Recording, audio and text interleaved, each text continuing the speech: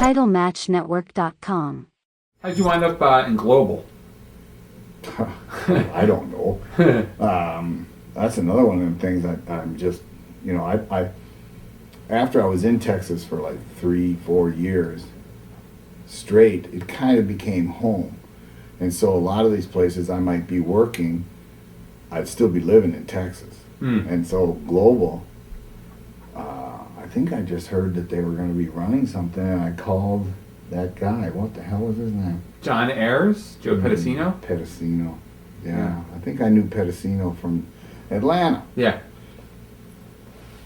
I just called him and says, hey, I'm here. You don't got to fly me in. I'd be happy to work. Yeah. I'd probably have mentioned, I'd like to do something. I don't want to just be, I also ran. Oh no. So we did, and Global was fine. Mm-hmm. It was it could have been more than it turned out to be. It was one of them deals where they spent too much money flying everybody all the way out there, and they ran through way too much money too fast. But they were on ESPN, I think, for a little while. Yeah. What are your memories of working in Global with real young guys, Mick Foley and Scott Levy?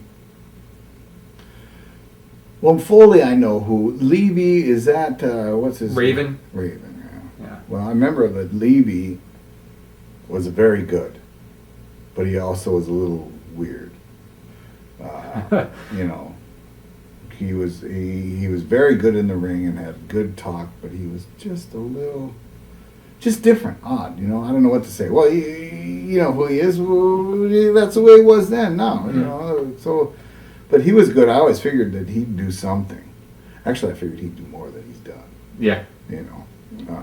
Sorry, but and Foley, we never thought you'd get as far as you did. And I've told you the story that my manager, Frank Dusick, told you one day to go get a job because you're not going to make it. Because he has such a different style.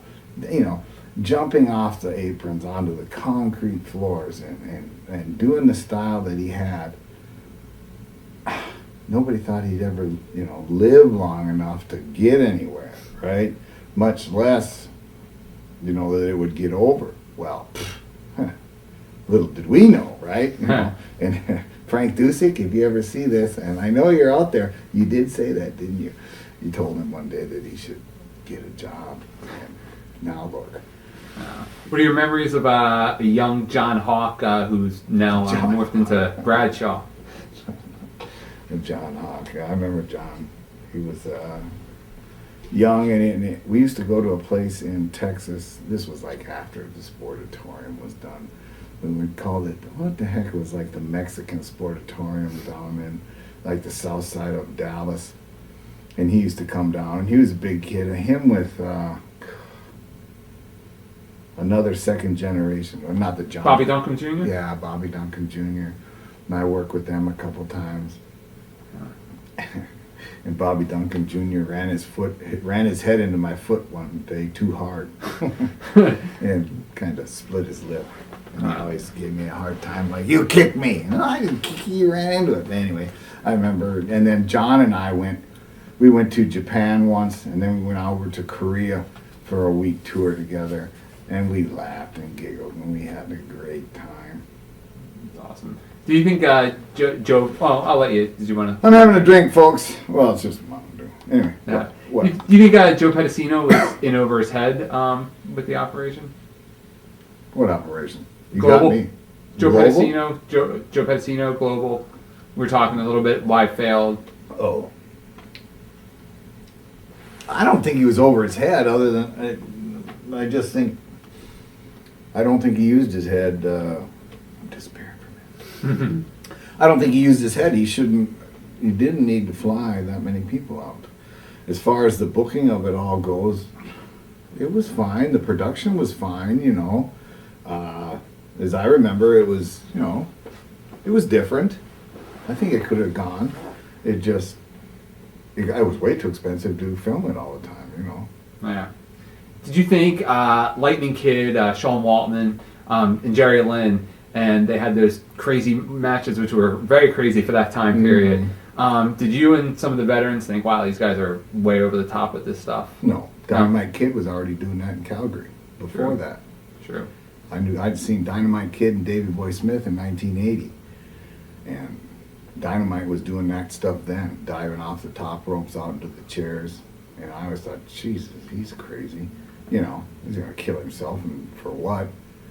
And you know, it wasn't needed. Yeah. And you know, it's again, people, it goes in cycles. You see crazy things, and then suddenly you don't see them anymore. You don't see a lot of chair shots to the head anymore, do you? Nope. I wonder why. Anyway, point being is, so when I saw him doing it, those guys doing it, I'm thinking, well, you know, it's just another offshoot of what's going on, you know. And then ECW out there.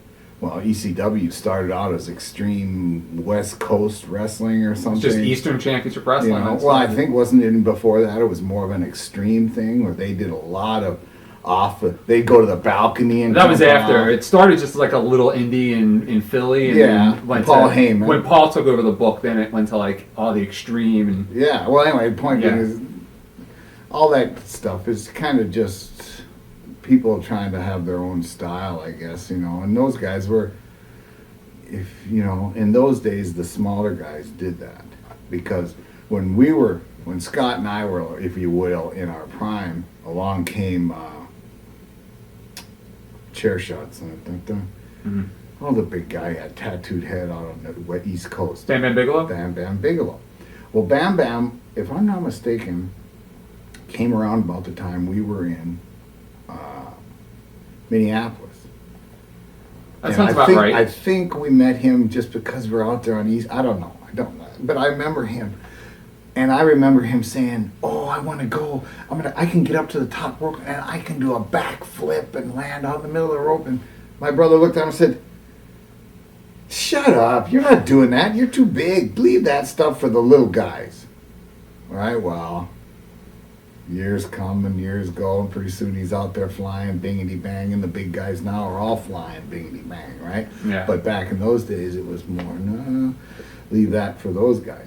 Because sure enough, if the big guys are doing it, what the hell does it mean when a little guy does it? Nothing, right?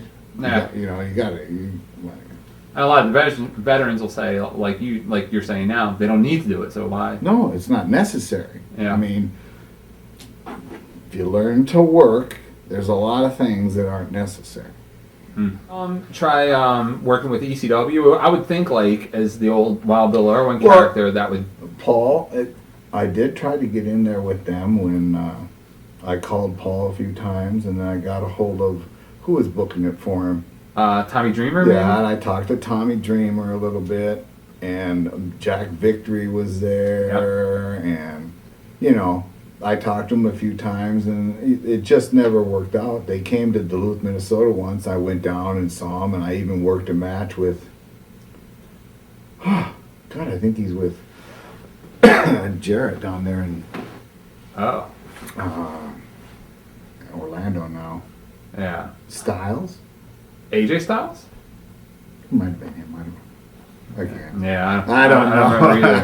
Either. It was just a match put together in Duluth because I was there. And, you know, they all knew me and thought, well, yeah, just go out and have a match. Okay. Yeah. I guess it was probably like around the time like when they were going through their own troubles anyway. It sounds like that time period. It was because I talked to Jack after that victory and he said, you know, things aren't that great. Watch thousands of exclusive shoot interviews right now on TitleMatchNetwork.com.